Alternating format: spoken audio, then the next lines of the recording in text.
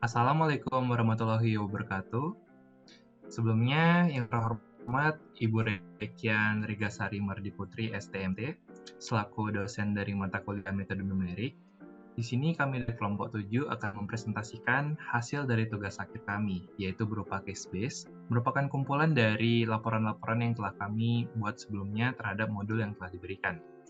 Mungkin selanjutnya izinkan saya untuk memperkenalkan anggota kelompok kami terlebih dahulu.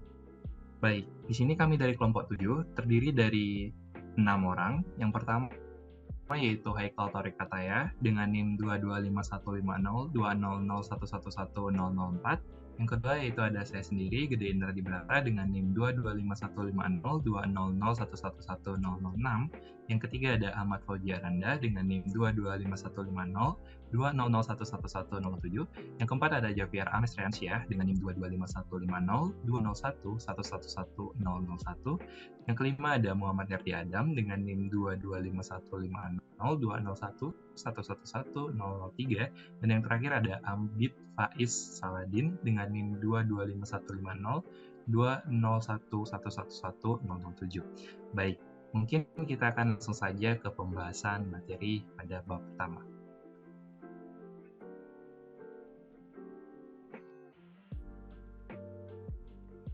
Nama saya Abid Faiz Saladin dan saya akan menjelaskan bagian bab 1 tentang galat. Yang pertama, definisi galat itu sendiri.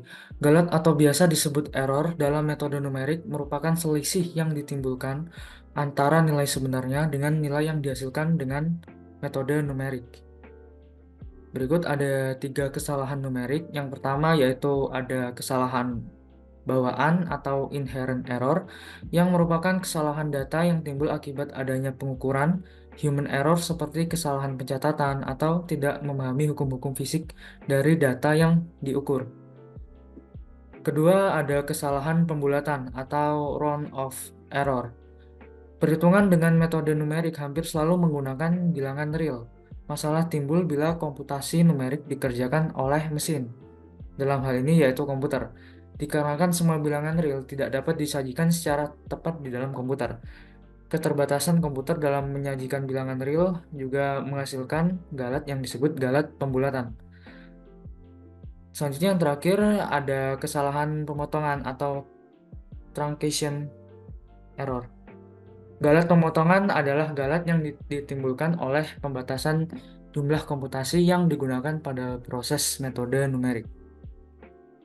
Berikut contoh fungsinya yaitu menggunakan fungsi e pangkat x menguraikan fungsi ke dalam deret Maclaurin. Pertama dicari sampai turunan ke 2 yaitu f0 menghasilkan e pangkat 0 sama dengan 1. Kemudian dicari deret Maclaurinnya seperti pada slide yang dihasilkan 1 ditambah x kuadrat per 2 faktorial ditambah x pangkat 3 per 3 faktorial ditambah x pangkat 4 per 4 faktorial dan seterusnya hingga x pangkat n per n faktorial. Selanjutnya mencari galat dari fungsi. Rumus galat atau error itu sendiri yaitu sama dengan A yaitu nilai sebenarnya dikurangi alfa nilai hampiran. Di sini untuk galat E pangkat X fx-nya sebagai berikut yang di slide. Untuk X sama dengan 2, E pangkat 2-nya yaitu 7,389 sekian.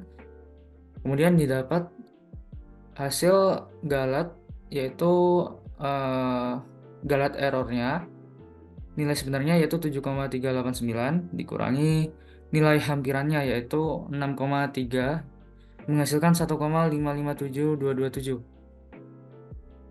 Selanjutnya menghitung aproksimasi dari x0 sama dengan 5 hingga iterasi ke-10 menggunakan Excel. Jadi ada iterasi dari 0 sampai 10. Kemudian ada juga X-nya, nilai sukuknya, sum, E pangkat X, ET, dan EA dalam bentuk persen. Kemudian selanjutnya saya akan menjelaskan Perkenalkan, nama saya Jafir Ramzansyah, NIM 22515011111101. Di sini saya akan membahas tentang bab 2, yaitu akar persamaan non linear. Nah, kita sudah sering menyelesaikan permasalahan akar persamaan non linear dengan metode analitik seperti yang kita telah pelajari di SMA dan kalkulus juga dengan cara faktorisasi. Namun ada kasus di mana persamaan terlalu sulit atau tidak bisa diselesaikan dengan metode analitik. Maka dari itu, ada beberapa metode dari metode numerik untuk menyelesaikan permasalahan akar persamaan non-linear. Metode yang digunakan metode numerik biasanya menerapkan sistem iteratif, di mana setiap iterasi akan mendekati hasil sebenarnya. Kekurangannya yaitu hasil yang diberikan akan terdapat error karena hasil merupakan sebuah aproksimasi. Namun, jika kita iterasi terus-menerus dan hasil error sudah sangatlah kecil, misal 0,00001 dan seterusnya, maka kita dapat menyimpulkan kalau hasilnya sudah sangat mendekati hasil sebenarnya.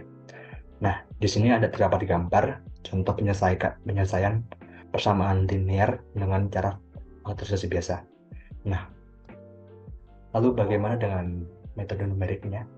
Nah, di metode numerik ada dua jenis metode, yaitu ada metode tertutup dan metode terbuka.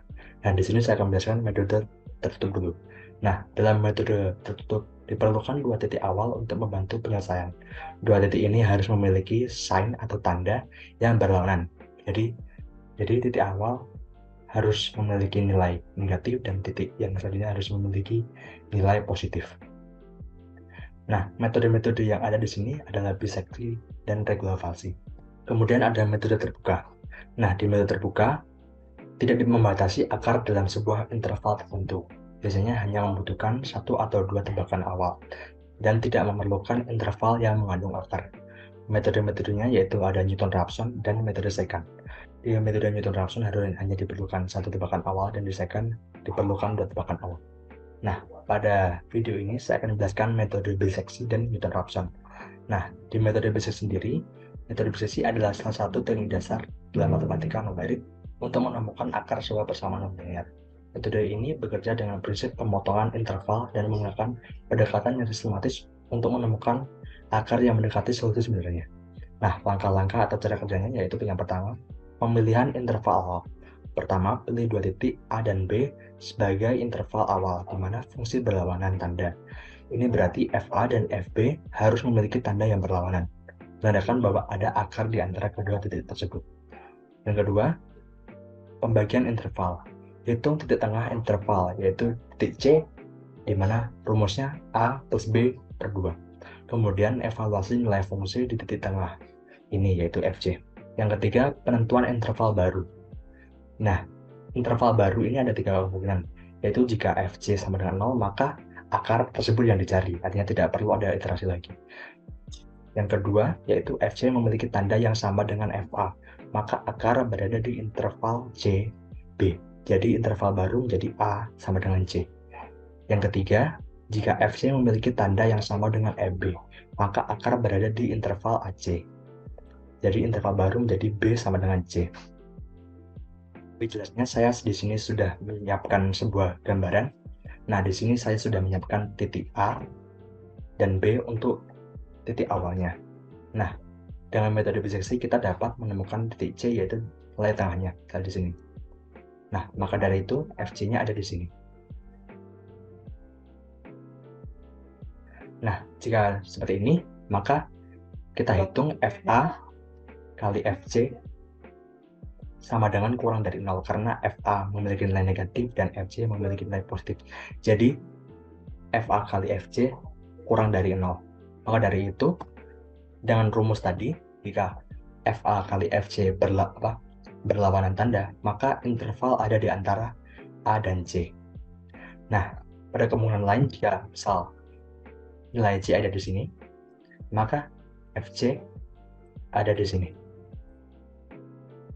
Maka dari itu, FA kali FC tidak berlawanan tanda. Jadi jika FA kali FC akan lebih dari 0.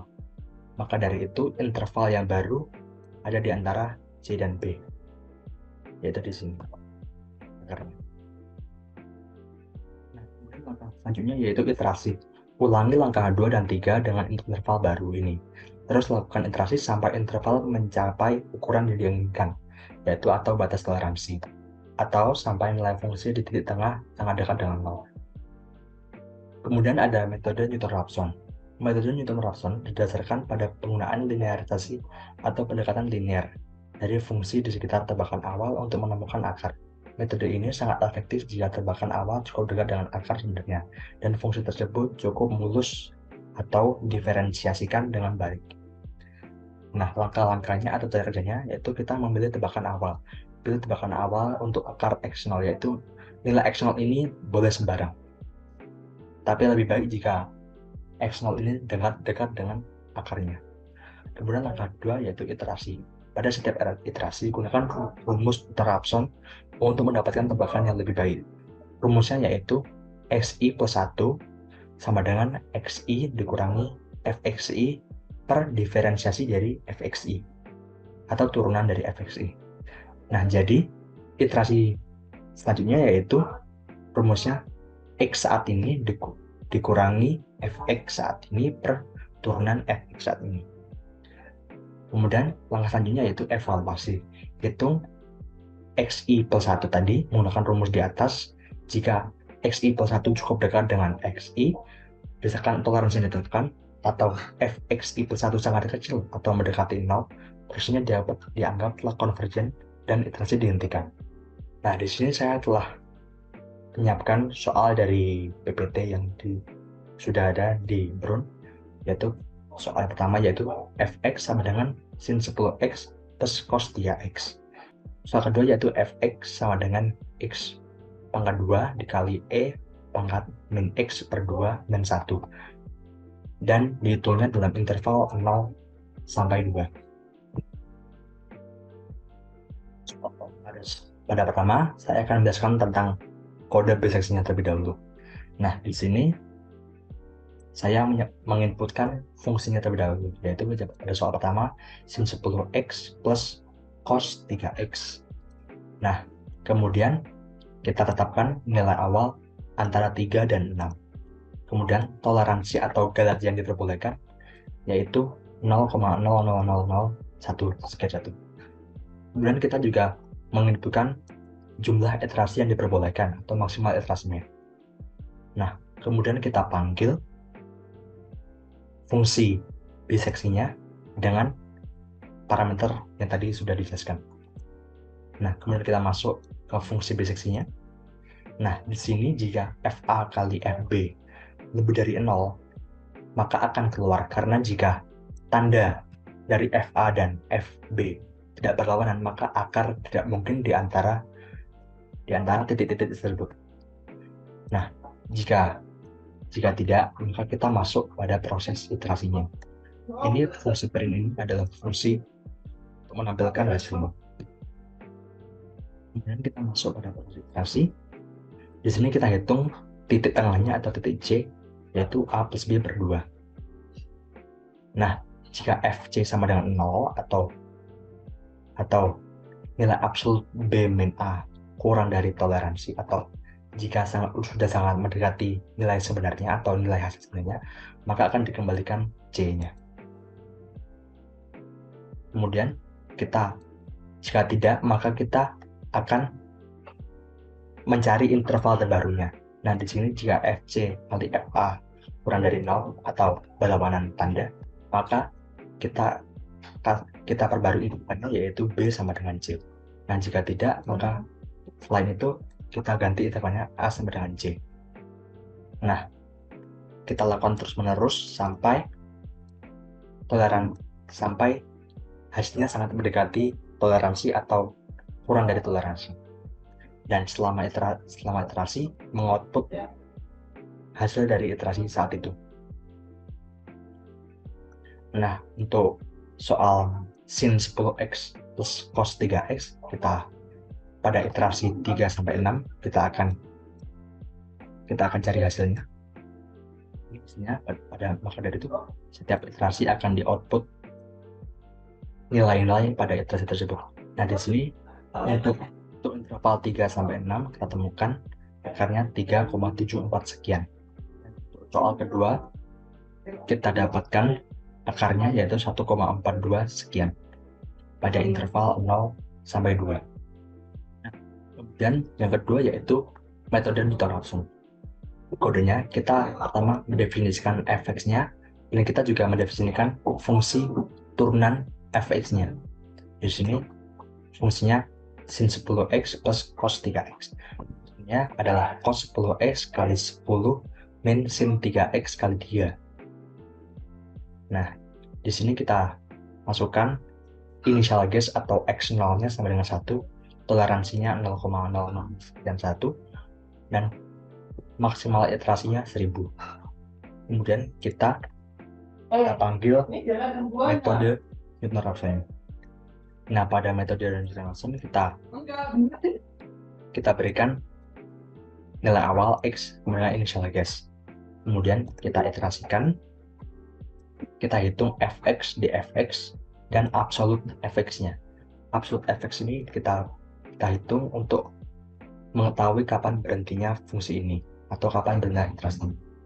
Jika nilai absolute fx kurang dari toleransi, maka hasil iterasinya sudah sangat mendekati nilai sebenarnya. Maka dari itu kita akan kembalikan saja nilai x-nya. Nah, kemungkinan lain jika turunan fx kurang dari toleransi, artinya turunan dari fx ini sangat mendekati 0. Maka dari itu turunan tidak mungkin, maka dari itu fungsi mungkin tidak konvergen. Maka dari itu kita akan mengembalikan non atau tidak ada akar dari persamaan tersebut. Nah, jika kedua kondisi itu tidak tercapai, maka kita hitung rumus Newton Raphson-nya, yaitu x sama dengan x min fx per d turunan fx. Kemudian kita ulangi untuk iterasi sampai nilai sebenarnya dicapai. Untuk soal pertama kita cari untuk initial guess 1. Nah, di sini ditemukan akar persamanya yaitu 0,84 sekian untuk initial guess 1. Soal kedua, kita dengan initial guess 1 kita dapatkan hasil 1,42 sekian.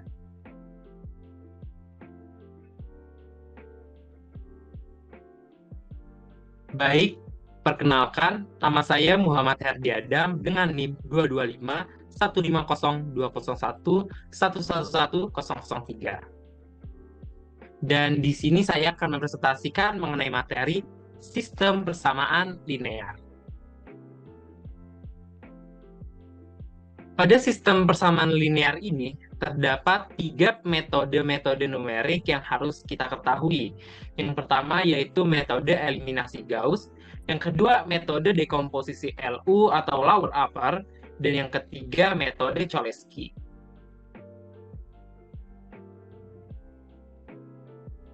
Oke, jadi yang pertama di sini terdapat metode eliminasi Gauss.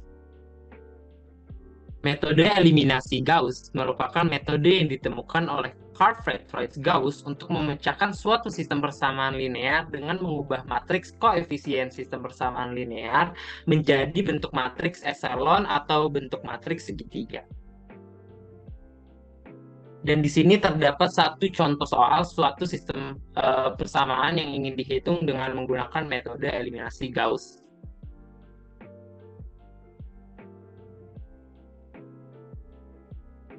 Dan berikut ini adalah kode program yang dibuat untuk menyelesaikan persamaan tersebut. Kode ini merupakan implementasi dari metode eliminasi Gauss dengan pivoting parsial untuk menyelesaikan sistem persamaan linear. Dengan cara yang pertama, fungsi partial pivot A, N digunakan untuk melakukan pivoting parsial pada matriks A. Pivoting parsial ini dilakukan dengan mencari elemen terbesar pada kolom yang saat ini dan menukar baris tersebut dengan baris pertama yang belum diproses. Setelah pivoting parsial selesai, dilakukanlah eliminasi Gauss pada matriks A dengan mengurangi baris-baris di bawah baris pertama dengan faktor yang sesuai.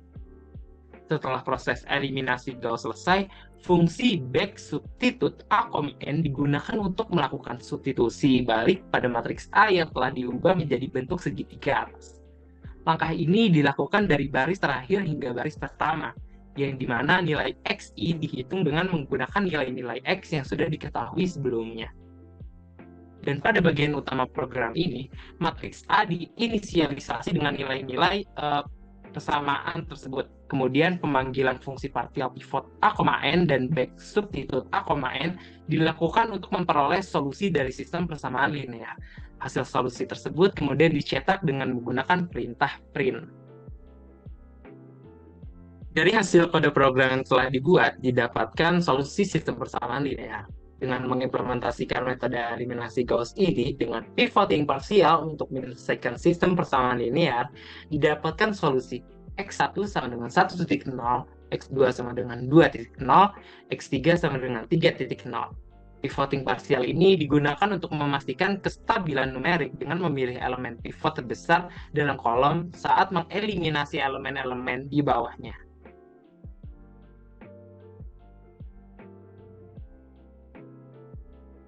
Metode yang kedua pada sistem persamaan linear ini adalah dekomposisi LU atau lower upper. Metode dekomposisi LU lower upper adalah salah satu teknik numerik yang digunakan untuk memecahkan sistem persamaan linear. Tujuan utama dari metode ini adalah untuk mengubah matriks koefisien dari sistem persamaan linear menjadi produk dari dua matriks segitiga, yaitu matriks segitiga bawah atau L dan matriks segitiga atas atau A. Dan berikut ini merupakan salah satu contoh soal suatu persamaan yang ingin dihitung dengan menggunakan metode dekomposisi lower up.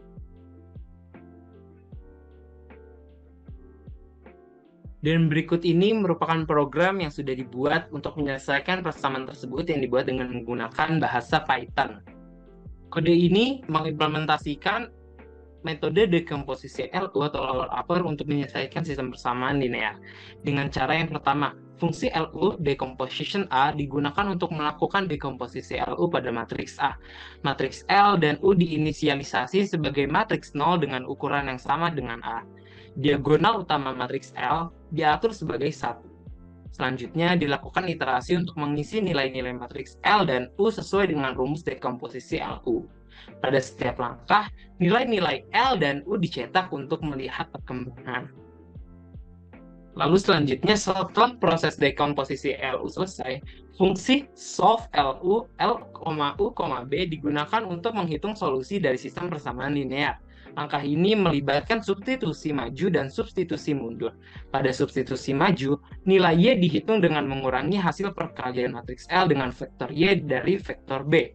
Pada substitusi mundur, nilai X dihitung dengan mengurangi hasil perkalian matriks U dengan vektor X dari vektor Y, lalu dibagi dengan elemen diagonal utama U. Dan pada bagian utama program ini, matriks A dan vektor B diinisialisasi dengan nilai-nilai dari persamaan tersebut. Kemudian pemanggilan fungsi LU decomposition A dilakukan untuk mendapatkan matriks L dan U. Selanjutnya, pemanggilan fungsi solve LU, L, U, B dilakukan untuk memperoleh solusi dari sistem persamaan linear. Hasil solusi tersebut kemudian dicetak menggunakan perintah print. Dengan kode program yang telah dibuat, didapatkan sebuah output yang terdiri dari 3 langkah lower upper dan solusi persamaan linear. Dengan mengimplementasikan dari metode dekomposisi lower upper ini untuk menyelesaikan sistem persamaan linear AX sama dengan B, yang dimana A adalah matriks koefisien, X adalah vektor solusi, dan B adalah vektor hasil. Output dari program ini adalah solusi persamaan linear yang dimana solusi dari X1 adalah 2.0, X2 adalah 1.0, dan X3 adalah 2.0. Dan yang terakhir terdapat metode Cholesky. Metode Cholesky merupakan sebuah metode numerik yang digunakan untuk faktorisasi matriks simetris positif definit menjadi dua matriks segitiga bawah. Metode ini dinamai dari matematikawan Prancis yaitu André Louis Cholesky.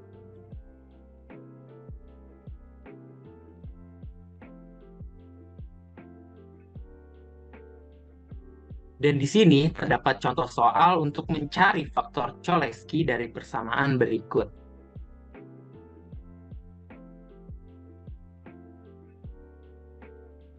Dan Dan berikut ini merupakan kode program yang telah dibuat untuk mencari faktorisasi Cholesky yang dibuat dengan menggunakan bahasa Python.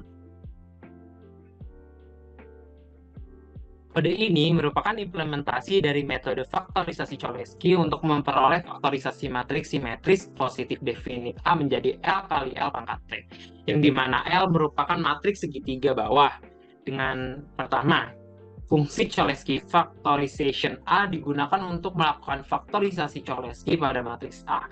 Matriks L diinisialisasi sebagai matriks 0 dengan ukuran yang sama dengan A. Selanjutnya, dilakukan iterasi untuk mengisi nilai-nilai matriks L sesuai dengan rumus faktorisasi Cholesky. Pada setiap langkahnya, nilai-nilai L ini dicetak untuk melihat perkembangan. Lalu pada setiap iterasi, jika I sama dengan J, maka nilai LIJ dihitung sebagai akar kuadrat dari AII dikurangi dengan jumlah kuadrat elemen-elemen L pada baris tersebut. Jika I tidak sama dengan J, maka nilai LIJ dihitung sebagai 1 per LDJ dikali dengan selisih AIJ dikurangi dengan hasil perkalian elemen-elemen L pada baris I dan J. Dan pada bagian utama kode program ini, matriks A diinisialisasi dengan nilai-nilai dari persamaan tersebut. Kemudian pemanggilan fungsi Cholesky factorization A dilakukan untuk mendapatkan matriks L yang merupakan faktorisasi Cholesky dari matriks A. Hasil faktorisasi Cholesky ini kemudian dicetak menggunakan perintah print. Dan berikut merupakan hasil output dari kode program yang telah dibuat untuk menemukan sebuah faktor Cholesky. Dengan mengimplementasikan faktorisasi Cholesky dalam bahasa Python ini, yang berguna untuk mendekomposisi matriks simetris positif definit A menjadi matriks segitiga bawah L, faktorisasi Cholesky merupakan teknik yang sangat penting karena memungkinkan kita untuk memecahkan sistem persamaan linear dengan cara yang efisien. Dalam kode yang sebelumnya, matriks A yang diberikan merupakan matriks simetris positif definit yang merupakan sebuah syarat yang harus dipenuhi untuk menggunakan faktorisasi Cholesky. Hasil faktorisasi Cholesky ini merupakan matriks segitiga bawah L yang digunakan sebagai pengganti matriks A dalam pemecahan sistem persamaan linear. Dalam contoh soal sebelumnya, matriks berukuran 3 kali 3 dan didapatkan faktor Cholesky-nya seperti output di samping ini, sebuah matriks segitiga bawah. Untuk mendapatkan solusi dari persamaan linearnya, diperlukan satu lagi matriks yang merupakan hasil dari persamaan linear ini, dan setelah itu dapat dilakukan substitusi antara matriks segitiga bawah L dengan persamaan yang ada dan matriks B sebagai hasil. Demikian presentasi yang dapat saya sampaikan, semoga dapat bermanfaat dan terima kasih atas perhatiannya.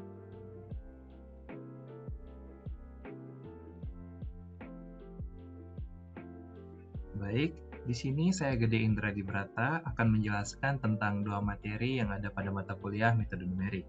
Yang pertama yaitu mengenai eigenvalue dan eigenvektor, yang kedua mengenai diferensial numerik.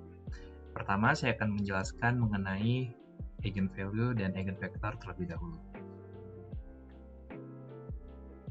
Nah, sebelum itu di sini saya akan sedikit membahas mengenai apa itu eigen. Nah, eigen sendiri itu berasal dari bahasa Jerman yang berarti asli atau karakteristik. Nah, dalam aljabar linear, nilai eigen dan juga eigenvektor adalah dua konsep yang saling terkait, di mana nilai eigen ini merupakan bilangan skalar yang menentukan bagaimana matriks mengubah nilai dari vektor eigen. Dan juga vektor eigen merupakan vektor tak nol yang tidak berubah bentuk ketika dikali dengan matriks. Nah, nilai eigen dan vektor eigen ini merupakan salah satu cara yang bisa kita gunakan untuk menganalisa atau memahami bagaimana suatu matriks itu bisa bertransformasi. Nah, di sini selanjutnya terdapat persamaan yang sering kita lihat dalam persamaan eigen ya. Di sini terdapat diberikan matriks A yang dikali dengan X. X itu merupakan vektor eigennya sama dengan lambda. Lambda itu merupakan nilai eigen yang bersifat skalar dikali dengan vektor eigen itu sendiri, yang dimana itu ekuivalen ya. Nah, kemudian di kedua ruas kita akan kalikan dengan matriks identitas. Nah, kemudian kita akan mendapatkan persamaan lambda dikali I dikurangi A dikali dengan X sama dengan 0. karena yang awalnya di ruas kanan dipindahkan ke ruas kiri ya. Nah, di sini ketika kita menggunakan X sebagai 0, maka itu merupakan solusi trivial, di mana solusi trivial itu merupakan solusi yang kita dapatkan di mana semua solusinya itu merupakan nilai 0. Nah, agar persamaan tersebut memiliki solusi yang tidak 0, maka haruslah nilai 0 tersebut ada di lambda dikali I dikurangi A. Nah, sehingga maka didapatkan persamaan that lambda dikali I dikurangi A sama dengan 0. Nah, itu yang kita kenal sebagai persamaan karakteristik. Nah, persamaan karakteristik ini sering kita gunakan untuk mencari nilai eigen dan vektor eigen secara metode analitik. Oke, terdapat banyak cara yang bisa kita gunakan untuk mencari nilai eigen dan juga vektor eigen. Antara lain, yang pertama kita bisa menggunakan metode analitik. Sini kita bisa menggunakan persamaan karakteristik yang saya sebutkan sebelumnya untuk mencari nilai eigen dan vektor eigen yang kita inginkan. Nah, selanjutnya di sini kita bisa menggunakan metode numerik juga, di mana seperti yang kita ketahui bersama, metode numerik merupakan salah satu metode untuk penyelesaian masalah dengan menggunakan metode pendekatan. Nah, sehingga kita tidak akan mendapatkan nilai eksak, namun nilai pendekatannya saja. Nah, di sini terdapat beberapa metode. Yang pertama ada metode power, yang kedua ada metode dekomposisi QR, yang ketiga ada metode single value decomposition. Nah, metode power ini merupakan salah satu metode iteratif dari metode numerik yang bisa kita gunakan untuk mencari nilai eigen dan nilai vektor eigennya. Nah, metode ini bekerja dengan mengalihkan matriks awal dengan matriks yang kita siapkan, dan kemudian akan dinormalisasi, dan proses itu berlanjut hingga hasil yang dihasilkan tersebut menjadi konvergen. Nah, itu kita akan mendapatkan nilai dari vektor eigen dan juga nilai dari nilai eigennya. Nah, yang kedua dengan metode dekomposisi QR. Nah, metode ini melakukan pendekatan dengan melakukan dekomposisi terhadap matriks yang ingin kita cari nilai eigennya dan juga vektor eigennya menjadi dua matriks. Yang pertama yaitu matriks Q dan yang kedua merupakan matriks R, di mana matriks Q ini merupakan matriks di mana matriks Q ini merupakan matriks ortogonal dari matriks tersebut dan R itu merupakan matriks segitiga atas dari matriks tersebut. Nah, nantinya akan didapatkan dari matriks R untuk nilai eigen dan vektor eigennya.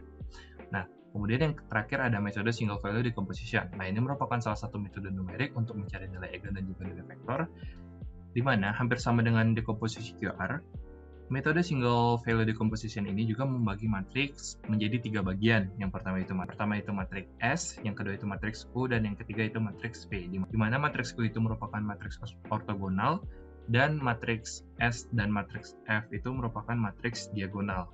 Seperti itu. Nah, di sini saya sudah menyiapkan soal yang akan saya selesaikan dengan menggunakan salah satu metode numerik untuk mencari nilai eigen dan vektor eigen.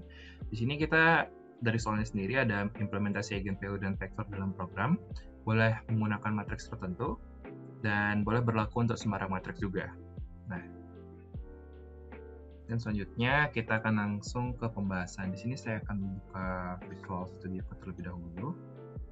Oke, di sini sudah saya siapkan kode untuk menyelesaikan permasalahan yang tadi disebutkan. Di sini terdapat power method dan QR method yang saya siapkan karena bisa dibilang metode SVD sendiri belum cukup saya pahami. Oke, mungkin kita mulai dari power method yang matriksnya sudah kita tentukan. Mungkin kita mulai dari sini terlebih dahulu. Di sini saya melakukan inisialisasi array yang akan saya cari nilai eigen dan nilai vektor eigennya, yaitu matriks 2x2 dengan menggunakan library NumPy ya, yang kita singkat menjadi NP. Kemudian di sini juga saya membuat stop condition-nya. Di sini saya membuat 2 stop condition, yang pertama menggunakan iterasi, yang kedua menggunakan tolerance atau error tolerance.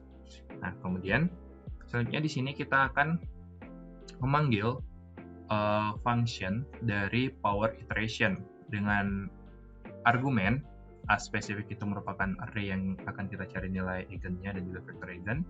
Iteration dan tolerance yang seperti saya sebutkan tadi. Di sini akan mendapatkan 2 luaran ya, atau mereturn 2 nilai.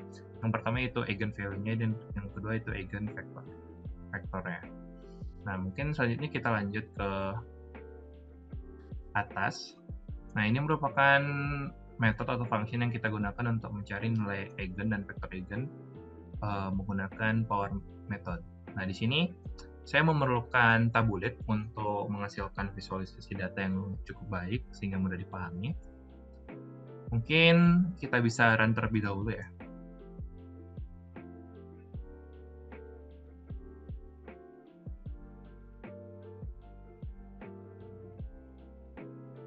Oke, kita run code. Nah, mungkin saya akan perbesar. Ini merupakan hasil nilai eigen yang dominan dan juga nilai vektor eigen yang dominan. Nah, ini merupakan tampilan tabel yang saya sebutkan menggunakan library tabulet. Nah, di sini terlihat di iterasi pertama menghasilkan nilai eigen sekian, dengan eigen vektor sekian, dengan relative error sekian. Nah, kemudian hingga mencapai iterasi ke-23 dan 24 ini, iterasi selesai, di mana saya awalnya itu melakukan inisialisasi maksimal iterasi itu sebanyak 100, namun iterasi sudah selesai di iterasi ke-24, yang artinya error tolerance saya yang bekerja di situ sebagai stop condition-nya, seperti itu. Nah, di sini didapatkan dominan dengan value 2,99, itu hampir mendekati 3, dan vektor eigennya itu 0,894 dan juga 0,44. Oke, mungkin kita lanjut ke kode. Nah, di sini di metode power iteration ini mendapatkan parameter yang sama dengan argumen yang saya sebutkan tadi. Kemudian di sini kita membuat vektor yang isinya itu random ya. Nah, ini np random ren. Nah, di sini kita membuat vektor lebih dahulu dengan shape-nya 0. Kemudian di sini kita akan membuat vektor dengan isinya random. Kenapa random? Karena apabila kita melakukan inisialisasi yang tepat, bisa saja itu akan memperlambat proses power method ini. Kenapa? Karena tidak semua inisialisasi awal yang kita buat itu akan dekat dengan nilai eigen atau vektor eigen yang akan dicapai, seperti itu. Nah, di sini tabel data ini berfungsi untuk menyimpan data yang sedang diiterasi dan nanti akan ditampilkan dalam tabulet ini ya.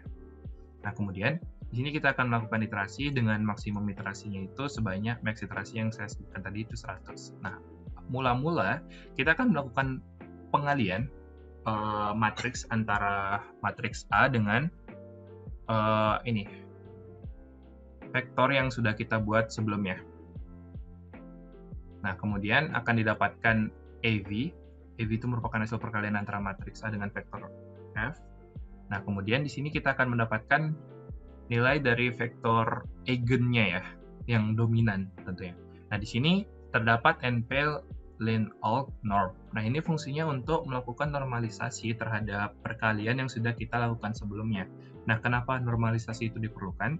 Agar nantinya hasil dari vektor tersebut, hasil dari perkalian tersebut tidak serta-merta terus membesar hasilnya. Karena apabila terus membesar, maka akan didapatkan hasil yang tidak konvergen dan juga presisinya itu sangat kurang ya, sehingga tidak mendapatkan hasil yang maksimal. Nah, kenapa diperlukan normalisasi? Nah, kenapa diperlukan normalisasi? Agar nantinya vektor yang dihasilkan itu magnitudonya itu 1, seperti itu. Agar magnitudonya itu tidak semakin besar ya untuk normalisasi itu. Oke, selanjutnya di sini kita bisa mendapatkan eigenvalue-nya dengan cara numpy dot. Nah, ini merupakan perkalian lagi antara vektor yang sudah kita buat tadi sebelumnya, yaitu f new dikali dengan np dot ini. np dot antara matriks yang kita ingin cari nilai eigen dan vektornya dengan v new tadi. Kemudian akan didapat eigenvalue-nya. Nah, kemudian di sini kita akan mencari relative error dari nilai Di sini selanjutnya kita akan mencari relative error dari vektor eigen yang kita dapatkan sebelumnya dengan vektor eigen yang kita dapatkan sekarang. Nah, seperti itu. Dengan rumus seperti ini ya. Nah, kemudian di sini kita akan melakukan append terhadap hasil-hasilnya untuk ditampilkan dalam bentuk tabel tadi. Nah, di sini dilakukan pengecekan apakah relative error-nya itu sudah lebih kecil dengan toleransi. Apabila iya, maka iterasi yang kita akan lakukan selesai. Apabila tidak, maka akan dilanjutkan, di mana V itu akan berubah dengan menjadi venue. Venue itu merupakan nilai vektor eigen yang terbaru, seperti itu. Dan apabila proses ini sudah selesai, maka akan mendapatkan hasil seperti ini. Oke, mungkin akan saya lanjutkan ke kode yang kedua, yaitu sama juga dengan metode, maaf. Oke, selanjutnya kita akan lanjutkan ke metode yang kedua ya. Oke, selanjutnya kita akan lanjutkan ke kode yang kedua. Hampir sama kodenya dengan ini, hanya saja di sini kita bisa mendapatkan inputan dari user. Nah, di sini perbedaannya. A user sama dengan NP0. Nah, di sini kita akan melakukan inisialisasi matriks dengan ukuran n kali n terlebih dahulu yang isinya 0 semua. Nanti akan dilakukan iterasi terhadap n ini dengan maksimal n sebanyak maksimal baris dan maksimal kolomnya, maksimal baris dan kolom. Kemudian kita akan diminta input oleh user seperti itu.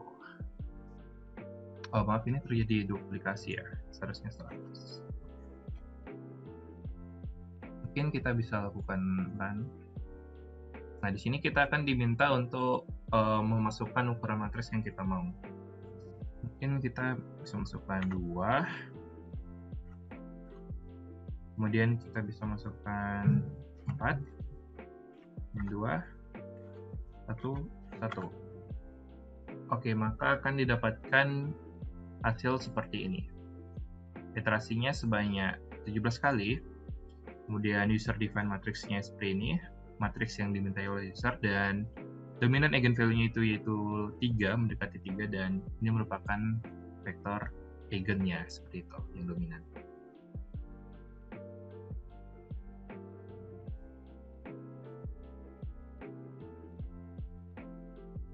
Oke, selanjutnya di sini saya sudah menjelaskan satu metode. Di sini saya terdapat satu metode lagi yang akan saya jelaskan, yaitu QR method. Nah, QR method ini mungkin bisa dibilang sedikit kompleks dengan metode sebelumnya, tapi kita lihat bagaimana dia jalan. Mungkin saya akan run terlebih dahulu ya. Oke, ini merupakan hasil dari metode QR. Di sini terjadi iterasi 2, 3, 4, 5 sebanyak 50 kali, dan ini merupakan final eigenvalue. Nah, hasil yang kita dapatkan menggunakan QR method dan juga power method itu berbeda, di mana QR method akan mendapatkan semua nilai eigen dan juga vektor eigen dari suatu matriks, sedangkan metode power itu hanya akan mendapatkan nilai eigen dan vektor eigen yang dominan saja. Seperti itu. Nah, di sini saya hanya membuat satu kode QR di mana sudah terdapat array yang diinisialisasi dengan maksimal iterasinya 50. Di sini saya menggunakan stop condition berupa maksimal iterasi saja. Nah, di sini juga terdapat 2 luaran, hampir sama seperti sebelumnya. Nah, di sini terdapat pemanggilan metode QR algorithm dengan argumen A itu merupakan matriksnya dan 6 iteration. Oke, kita mulai dari awal. Di sini pertama saya akan mengimport NumPy S6NP itu sebagai library untuk melakukan operasi matematika. Di sini terdapat metode untuk QR algoritmnya, tapi sebelum itu saya akan loncat ke situ terlebih dahulu. Tapi sebelum itu saya akan loncat ke bagian ini terlebih dahulu. Ini merupakan block method yang kita gunakan untuk menguraikan matriks yang telah kita buat menjadi matriks Q dan matriks R, di mana matriks Q itu merupakan matriks ortogonal dan juga matriks R itu merupakan matriks segitiga atas, itu diagonal ya. Nah, setelah kita dapatkan kedua matriks tersebut, kita akan bawa ke proses dev QR algorithm ini. Nah, di mana nantinya setelah kita proses sebanyak maksimal iterasi yang saya sebutkan tadi, maka akan didapatkan hasil seperti yang ada di terminal sebelumnya, seperti itu. Nah, di sini prosesnya itu dimulai dari kita membuat shape 0 ya, vektor. Kemudian di sini kita membuat eigenvalues-nya itu NP0, matriks dengan isinya 0 aja sebanyak n, dan juga eigenvektor itu NPI itu matriks identitas ya, dengan sebanyak n juga isinya. Nah, kemudian di sini kita melakukan iterasi. Awal-awal kita akan mendekomposisi matriks A terlebih dahulu menjadi bagian Q dan R. Kemudian kita akan melakukan perkalian matriks antara R dan Q. R ini merupakan perkalian matriks ya. Kemudian akan didapatkan A. Kemudian kita akan mendapatkan eigenvektornya dengan cara eigenvektor yang kita buat sebelumnya itu kita kalikan dengan Q. Kemudian kita simpan ke eigenvektor itu lagi. Oke, selanjutnya di sini akan mencetak iterasi yang keberapa, kemudian di sini akan mencetak eigenvalues-nya dengan menggunakan metode diag dari library NumPy, di mana diag ini berfungsi untuk mengekstrak elemen diagonal dari matriks A itu. Nah, kemudian di sini kita akan melakukan enumerate atau enumerasi juga terhadap eigenvectors yang kita miliki. Oke, kemudian akan dicetak di bagian ini seperti itu.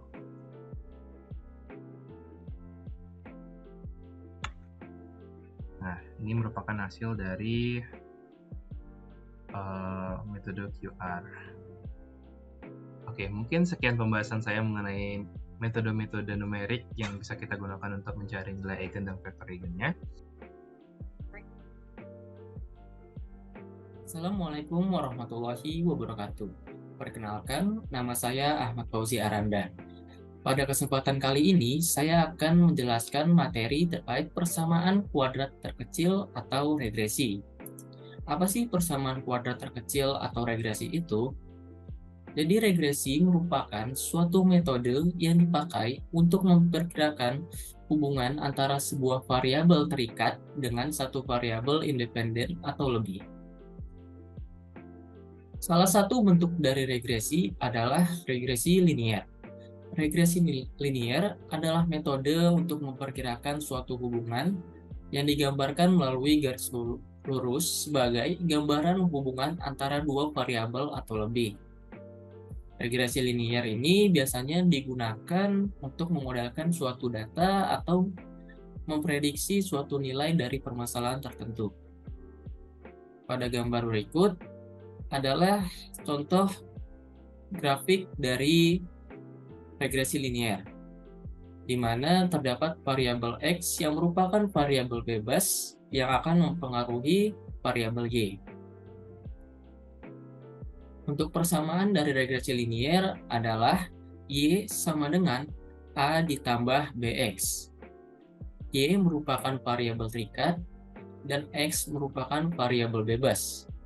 A merupakan konstanta dan B merupakan koefisien regresi atau slope. Saya akan membahas implementasi regresi linear untuk satu variabel independen dan satu variabel dependen dengan titik-titik data berikut. Berikut ini merupakan pembahasannya.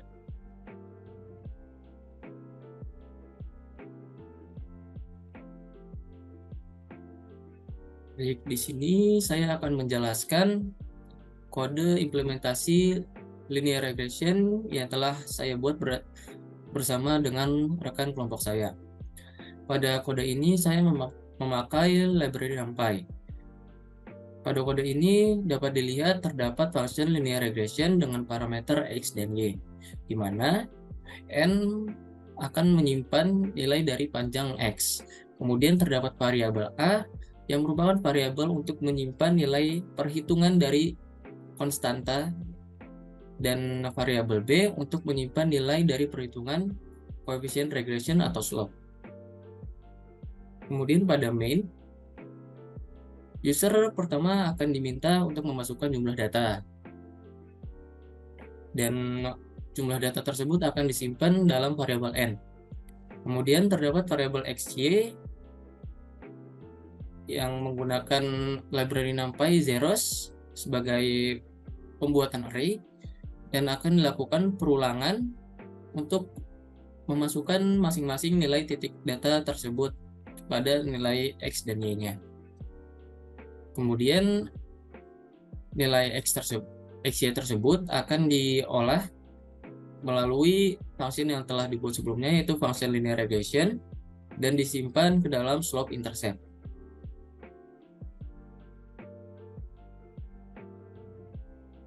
Lalu terakhir, output dari program ini akan menampilkan rumus dari regresi linear, yaitu Y sama dengan slope X ditambah intercept. Baik, kemudian saya di sini akan mendemokan cara kerja dari kode berikut. Pertama, user akan diminta memasukkan jumlah data titik. Data titik yang saya masukkan kali ini adalah 7, sesuai dengan soal yang diberikan. Dan memasukkan nilai X1, Y1 sampai dengan 7.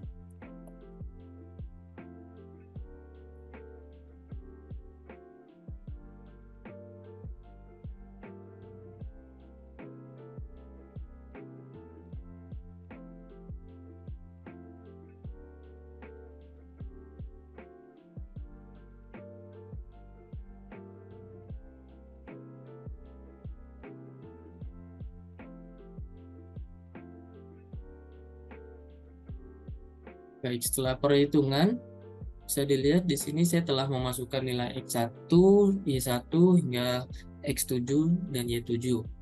Dan didapatkan rumus linear regressionnya adalah Y sama dengan 0,84X plus 0,07.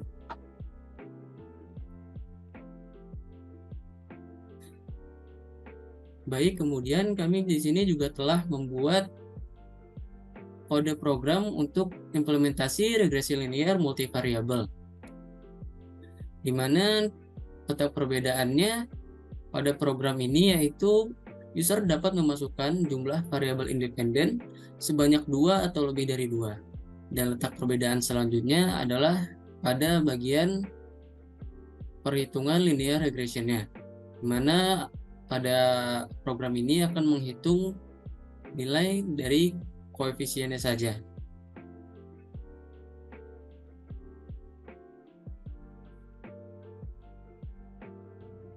Dan kemudian di sini juga terdapat kode program untuk penyelesaian melalui metode regresi polinomial.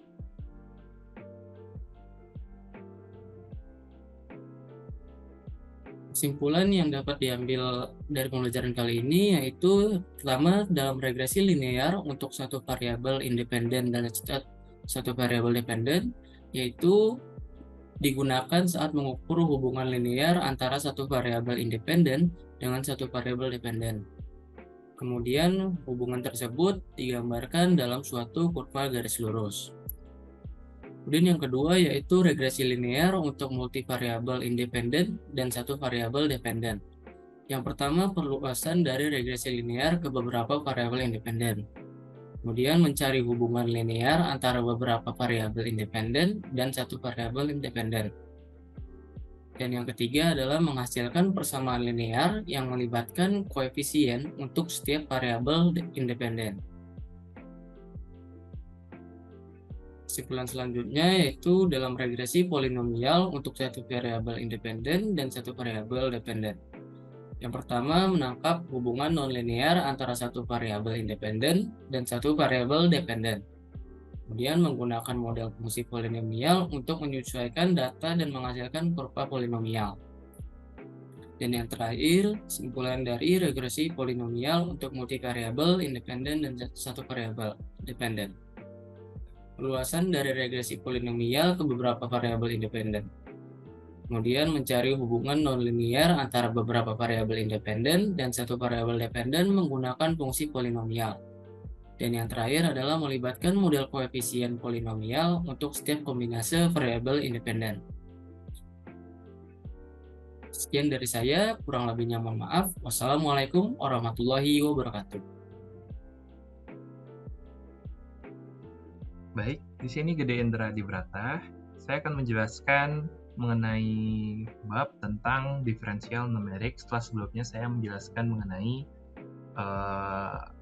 eigenvalue dan eigenvektor. Nah, mungkin bisa langsung saja. Jadi, apa sih itu diferensial numerik? Diferensial numerik ini merupakan salah satu metode numerik yang bisa kita gunakan untuk menghitung turunan fungsi menggunakan bilangan-bilangan. Nah, di mana metode ini digunakan karena seringkali kita kesulitan atau tidak mungkin untuk menghitung turunan fungsi secara analitik, yaitu menggunakan rumus matematika. Nah, tentunya dengan adanya diferensial numerik ini membantu kita untuk mencari nilai dari turunan suatu fungsi yang apabila kita turunkan secara analitik itu sangat susah ya. Nah, mungkin selanjutnya. Nah, jadi sebelum itu saya ingin membahas sedikit tentang apa itu diferensial. Nah, diferensial atau mungkin teman-teman tahu sebagai turunan, dalam matematika, diferensial adalah konsep yang mengacu pada perubahan kecil dalam nilai fungsi. Diferensial dapat dihitung untuk fungsi apapun, baik fungsi real maupun fungsi kompleks. Secara matematis, diferensial fungsi f(x) pada titik x didefinisikan sebagai berikut, di mana df(x) merupakan turunan f(x) terhadap x sama dengan limit h mendekati 0, fx plus h dikurangi fx per h, di mana h merupakan selisih yang sangat kecil. Nah, bisa dilihat pada grafik berikut. Kita lihat garis lengkung ini merupakan fx, sedangkan garis lurus ini merupakan turunan dari fx tersebut, atau mungkin seringkali kita sebut dengan slope ataupun gradient. Kita bersama kalau rumus gradient itu y2 min 1 per x1 ya, min x1. Seperti itu. Nah, untuk mencari nilai diferensial ini, kita bisa lakukan dengan metode analitik maupun metode numerik juga. Dengan metode analitik, kita bisa gunakan seperti rumus turunan biasa dengan mengalihkan pangkat dengan koefisiennya. Kemudian nanti di akhir apabila terdapat konstanta, maka konstanta tersebut akan hilang. Nah, sedangkan kita bisa juga melakukan dengan metode numerik, yaitu dengan metode selisih maju, metode selisih mundur, metode selisih tengah, dan juga metode Richardson, di mana keempat metode ini merupakan metode yang diturunkan dari persamaan Taylor ya, atau dari Taylor. Nah, ini merupakan sebenarnya sedikit visualisasi menggunakan pendekatan diferensial pada metode numerik, di mana terdapat fx, kemudian fx plus h, dan fx min h, di mana h itu merupakan selisih yang sangat kecil dari x, dan kemudian terdapat rumus yang dijabarkan dengan menggunakan deret Taylor seperti itu. Oke, mungkin kita langsung saja ke pembahasan soal. Nah, di sini sudah diberikan fungsi 0,1x pangkat 4 ditambah 0,2x pangkat 3 ditambah 0,4x pangkat 2 dan 0,5x ditambah 1. Untuk x sama dengan 0 dan h 0,001 ya. Nah, di sini kita diminta untuk mencari turunan pertama menggunakan metode beda maju, beda mundur, dan beda tengah. Cari turunan kedua dan mencari turunan pertama dengan metode Richardson. Oke, mungkin kita langsung saja ke pembahasan. Saya akan pindah ke visual berikut lagi. Di sini saya sudah membuat beberapa kode, backward diff, forward diff. Oke, mungkin saya akan mulai dari forward diff terlebih dahulu. Nah, di sini kita akan run ya. Di sini, mungkin sebelum itu saya akan jelaskan dulu ya. Di sini saya mengimport library NumPy, snap.np, dan juga matplotlib, plt sebagai data visualization-nya nanti, dan terdapat fungsi depth forward difference. Nah, tadi mungkin di awal kita lihat ada ini, limit h mendekati 0, fx plus h min fx per h. Nah, itu bisa dibilang cara kita untuk mendapatkan nilai dari suatu turunan. Nah, untuk forward difference sendiri, ini merupakan rumus pendekatan untuk kita bisa mendapatkan nilai dari suatu turunan. Oke, di mana fx plus h dikurangi fx per h. Dan juga bisa kita lihat pada bagian tadi, di mana fx plus h ini kita akan kurangi dengan fx, kemudian dibagi dengan selisihnya itu h. Oke, kemudian di sini terdapat def fx, itu merupakan function yang akan kita cari. Di sini saya melakukan inisialisasi secara manual. 0,1 dikali x dikali 2 energinya pangkat 2. Maaf, ini seharusnya tambah 0,4 x pangkat 2 ditambah 0,5 x per 1. Oke. Ini x merupakan nilai yang akan kita cari, derivatif. Nah, kemudian di sini ada high value-nya, itu bisa dibilang error tolerance lah, bukan error tolerance juga, tapi itu lebih ke seberapa dekat kita ingin mencapai nilai eksak dari fungsi forward difference ini. Nah, kemudian kita memanggil function forward difference ini dengan berbagai argumen sesuai dengan parameternya. Kemudian kita akan mendapatkan nilai derivative estimate. Nah, mungkin kita bisa run. Nah, sebelum itu saya ingin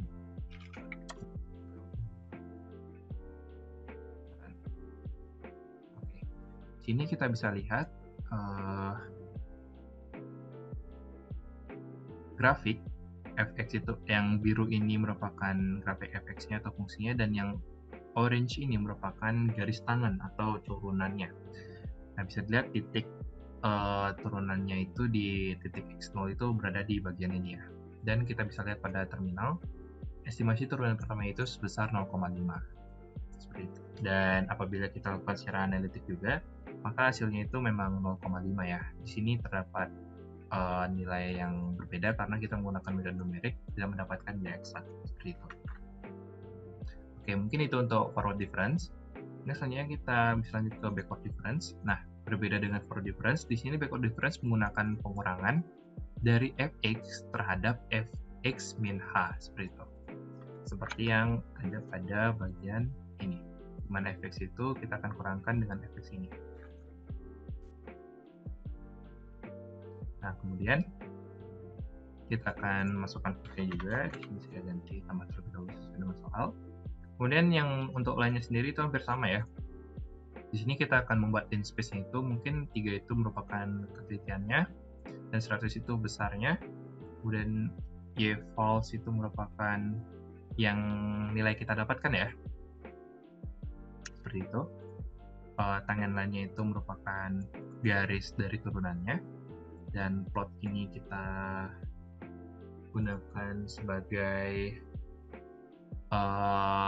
label gini ya, untuk melabeli garis biru tadi. Dan juga plot ini untuk label plot yang di bawahnya kita gunakan untuk melabeli garis tangan. Nah, scatter ini merupakan titiknya, titik merah yang tadi sebagai estimasi turunan di turunan pertama. Kemudian legendnya itu, kemudian X labelnya itu kita tandai dengan X, Y label kita tandai dengan Y, kemudian kita berikan titel estimasi turunan pertama di metode selisih mundur.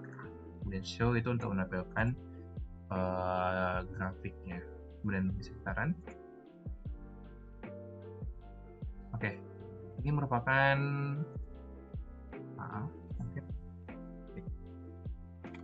Bentar lagi kita run. Oke. Mungkin bisa terlihat sedikit perbedaan ya, di mana hasil awal yang kita dapatkan menggunakan forward difference yaitu 0,5 sekian. Sini kita menggunakan metode backward difference itu mendapatkan 0,49 sekian, hampir mendekati 5 juga, dan ini merupakan grafiknya. Tidak ada jauh beda, dan titik merah yang ada di sini. Nah, mungkin kenapa dia bisa lebih kecil dari backward difference, karena dia terjadi pengurangan ya. Terjadi pengurangan, dan juga dia mendekati si nilai X turunan tersebut dari belakang, bukan dari depan. Di mana dari depan itu maka akan menghasilkan nilai yang lebih, dan dari belakang itu akan menghasilkan nilai yang kurang dari nilai yang sebenarnya, seperti itu. Oke, kita lihat lagi.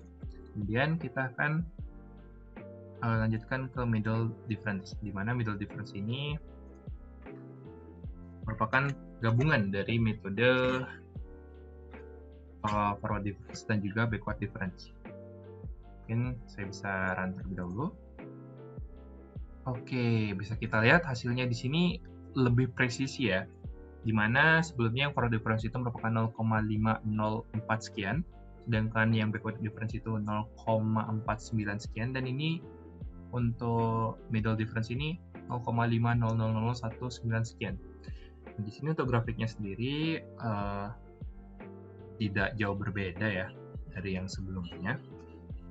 Mungkin ada perbedaan di hasilnya saja estimasi turunan pertama. Nah, mungkin kenapa hasil yang didapatkan itu bisa cukup akurat, karena di sini bisa dibilang kita mengambil nilai yang lebih dari X ini dan juga nilai yang kurang dari X ini, kemudian kita kurangkan, itu bisa dibilang kita mencari nilai rata-rata seperti itu, maka akan didapatkan lebih akurat dari sebelumnya. Sedangkan yang sebelumnya itu kita sudah menambah atau mengurangi dari nilai X tersebut, seperti itu. Mungkin untuk contoh jelasnya di sini. Nah, di sini kita menggunakan nilai fx-nya langsung untuk forward. Sedangkan untuk backward di sini kita juga menggunakan nilai fx-nya langsung, kita kurangi. Sehingga mungkin hasil yang dihasilkan itu bisa lebih dan juga lebih banyak atau lebih sedikit. Yang pasti tidak seakurat middle ini. Sedangkan middle ini kita menggunakan yang lebihnya dan juga kurangi itu, kemudian kita bagi dengan 2H. Itu bisa dibilang kita mencari rata-ratanya.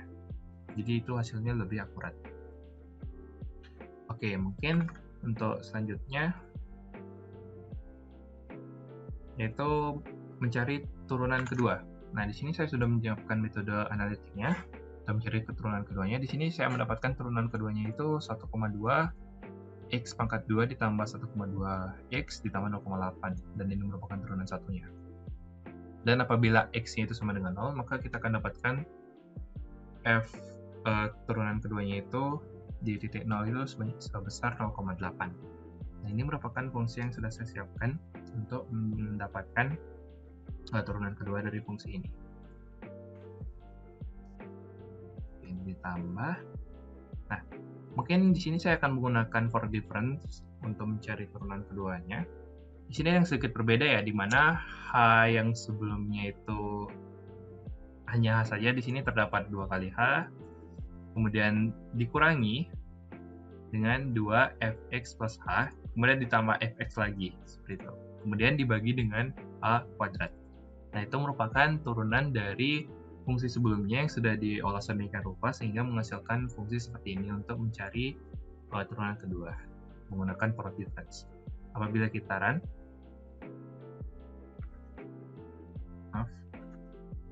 kita akan clear terlebih dahulu, tekankan lagi, oke. Nah, di sini kita dapatkan nilai 0,812001 sekian. Nah, ini merupakan grafiknya. Di sini yang tadi turunan pertama garisnya lurus membuat dan oke. Nah, di sini kita lihat pada grafiknya yang tadi mulainya turunan pertama pada fungsi fx itu garisnya lurus, di sini berubah menjadi melengkung ya. Itu merupakan sifat dari polinomial.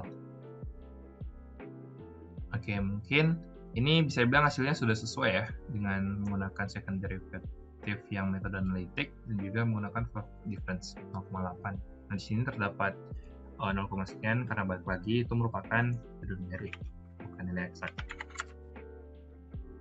Oke, selanjutnya di sini terdapat kode untuk metode Richardson atau ekstrapolasi Richardson.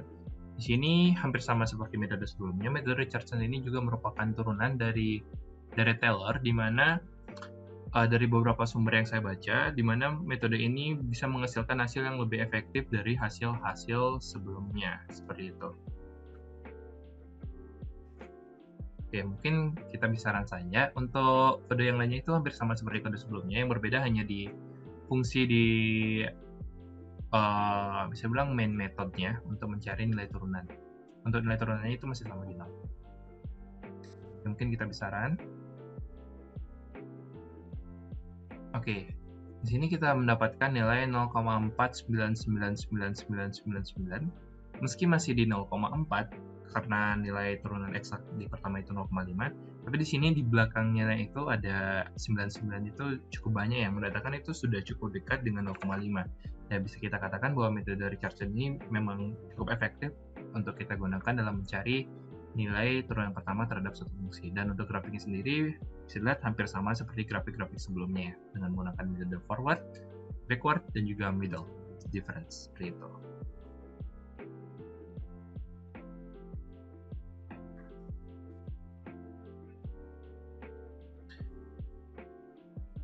Oke, mungkin sekian pembahasan saya mengenai metode numerik untuk mencari nilai eigenvalue dan eigenvektor serta diferensial numerik.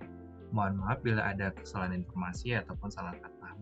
Mungkin bisa dilanjutkan ke bab selanjutnya. Perkenalkan, nama saya Haikal Torik Ataya. Di sini saya akan menjelaskan materi ke-8, yaitu tentang integral numerik. Apa itu definisi dari integral numerik? Integrasi atau integral numerik adalah metode perhitungan integral fungsi pada suatu interval tertentu tanpa memerlukan pengetahuan tentang hasil fungsi integralnya. Metode ini digunakan ketika tidak ada antiturunan analitik yang dikenal untuk fungsi yang akan dihitung, atau ketika perhitungan integral secara analitik terlalu rumit atau tidak memungkinkan. Kapan integral numerik digunakan? Yang pertama yaitu ketika yang ingin diintegralkan tidak memiliki antiturunan analitik. Dalam kasus ini tidak mungkin untuk menghitung integral fungsi secara analitik dan perlu menggunakan metode integrasi numerik. Yang kedua yaitu ketika fungsi yang ingin diintegralkan memiliki antiturunan analitik tetapi perhitungannya secara analitik terlalu rumit atau tidak mungkin dilakukan. Dalam kasus ini metode integrasi numerik dapat digunakan untuk memberikan perkiraan nilai integral yang cukup akurat. Selanjutnya, konsep dari integral numerik. Yang pertama yaitu kurva dibagi menjadi sejumlah irisan, lalu menaksir nilainya per irisan dan menjumlahkan semua irisannya.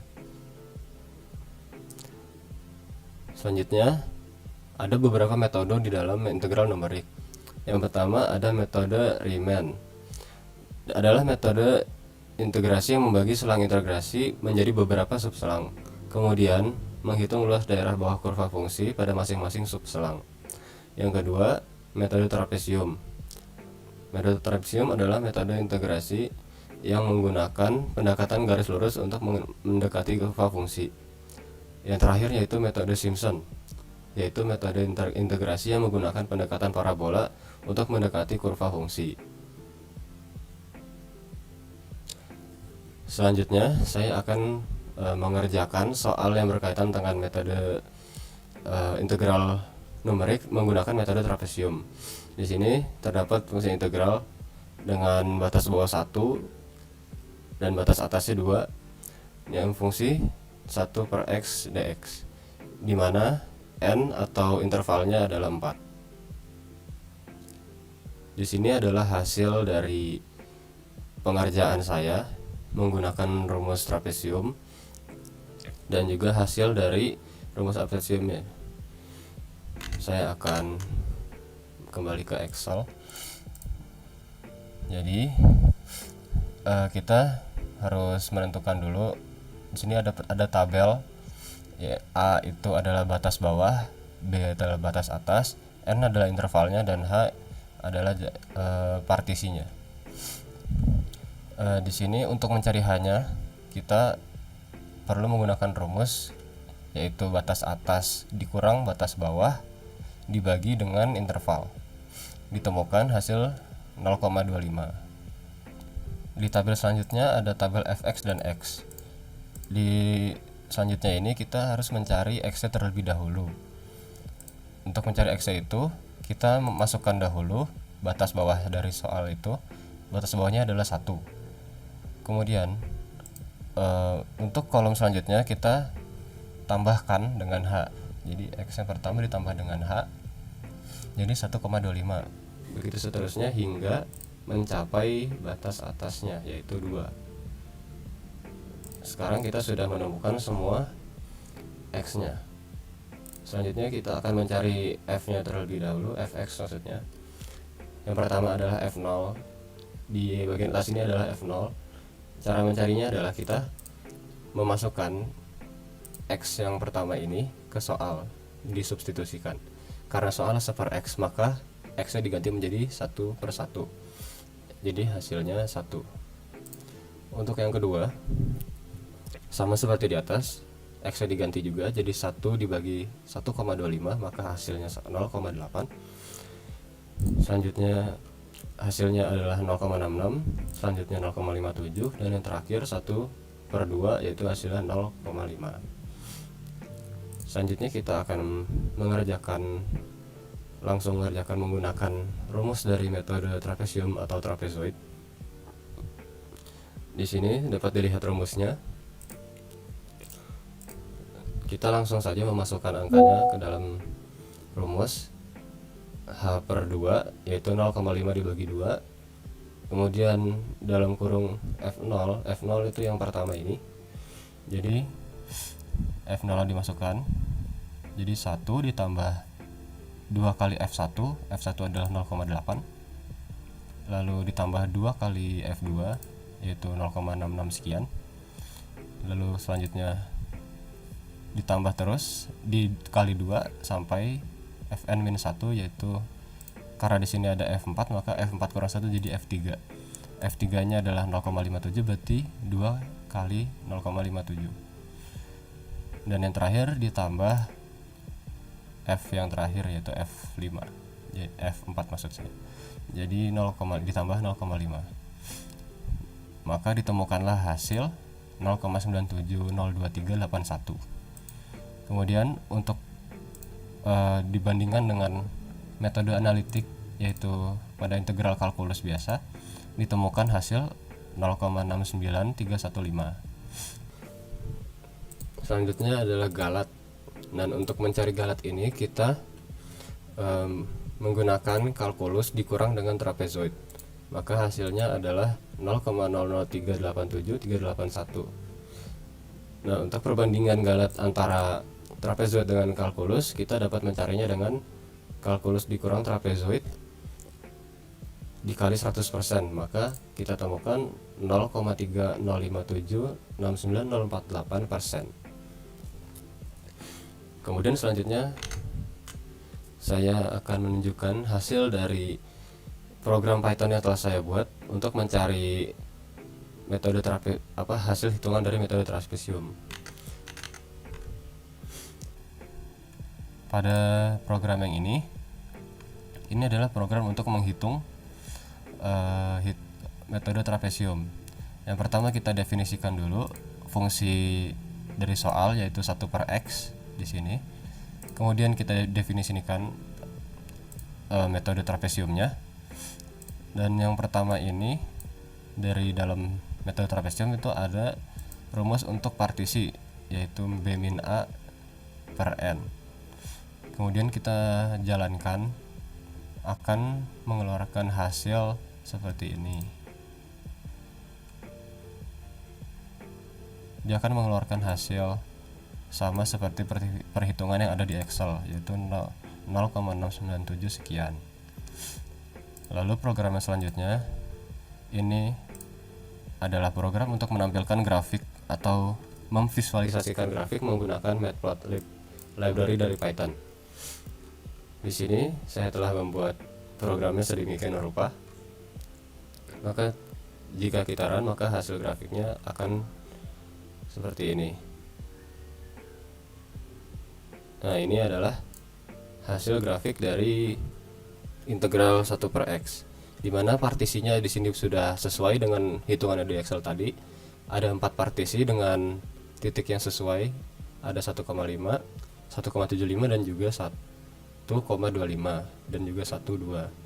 Di sini berarti hitungannya sudah benar dan sesuai dengan aturan trapesium. Sekian penjelasan tentang integral numerik dari saya menggunakan metode trapesium. Kurang lebihnya mohon maaf. Terima kasih.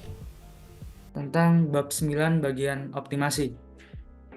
Di sini optimasi itu sendiri merupakan suatu proses untuk mencari kondisi yang optimum, bisa maksimasi atau minimasi. Terdapat 2 hal penting juga dalam optimasi. Yang pertama yaitu fungsi objektif dan decision variable, dan yang kedua kendala secara umum, yaitu fungsi yang akan dioptimalkan disebut fungsi objektif atau objective function, sedangkan harga-harga yang berpengaruh dan bisa dipilih disebut decision variable. Selanjutnya, metode dalam optimasi dibagi 2, yaitu optimasi dengan dibagi 4, yaitu golden section, Newton, interpolasi, kuadrat, steepest ascent atau descent. Untuk golden section, Newton, interpolasi, kuadrat ini merupakan yang satu variabel, yang steepest ini merupakan variabel banyak. Golden section itu sendiri merupakan metode optimasi numerik untuk fungsi yang bersifat unimodal. juga mempunyai pendekatan yang mirip dengan metode bisection dalam penentuan akar persamaan tak linear. Selanjutnya ada Newton. Metode ini pendekatannya sama dengan metode Newton dalam menentukan akar persamaan tak linear. Ketiga ada interpolasi kuadrat yang merupakan metode interpolasi kuadrat digunakan untuk melakukan optimasi secara numerik. Hal tersebut disebabkan oleh penggunaan polinomial order 2 yang menghasilkan pendekatan cukup baik terhadap bentuk fx di dekat titik optimumnya. Dan yang terakhir yaitu ada Stepes-Asken dan Desken yang merupakan jenis metode gradian yang paling sederhana.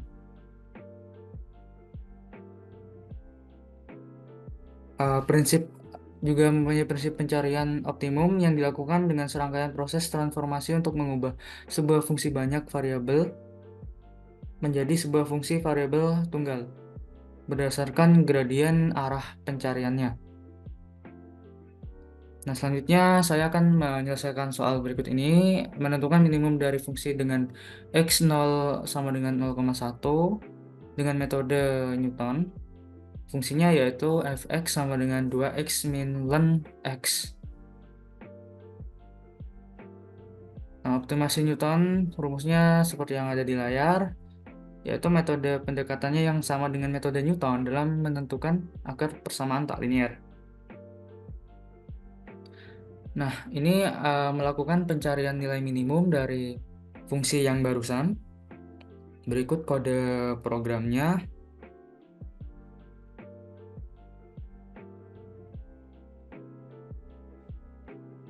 Jadi yang pertama itu untuk menentukan berapa jumlah iterasinya.